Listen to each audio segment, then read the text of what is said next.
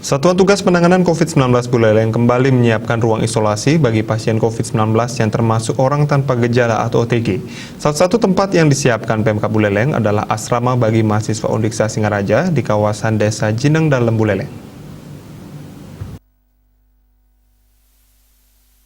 Inilah gedung Blok B Asrama Mahasiswa Undiksa Singaraja yang akan digunakan sebagai tempat isolasi bagi pasien OTG khususnya yang bergejala ringan.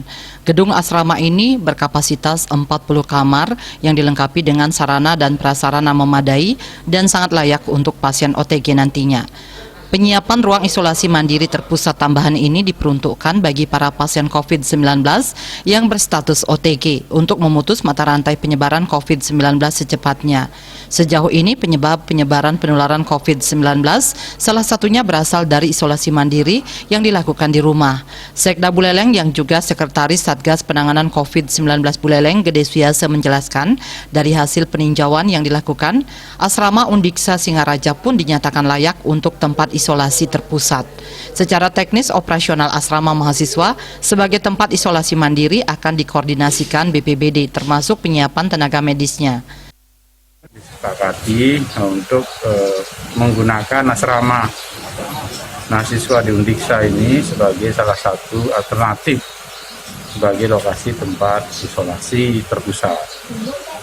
Nah, hari ini kita tinjau bersama-sama untuk bisa menentukan apakah layak digunakan atau tidak. Sudah ditinjau, pada prinsipnya sudah cukup baik. Satu ruangan bisa isi 2 bed, bednya juga sudah siap, dan tempat NCK-nya sudah bagus, ya. Tinggal pembersihan saja, karena sudah hampir setahun tidak isi asrama akibat pandemi. Meski sudah disediakan sebanyak 40 kamar, nyatanya saat ini Kabupaten Buleleng masih kekurangan 150 kamar lagi. Untuk itu, Pemkab setempat akan menjalin kerjasama dengan PHRI Kabupaten Buleleng untuk menentukan hotel yang bisa dipakai untuk tempat pasien OTG. Komang Yuda, Bali TV.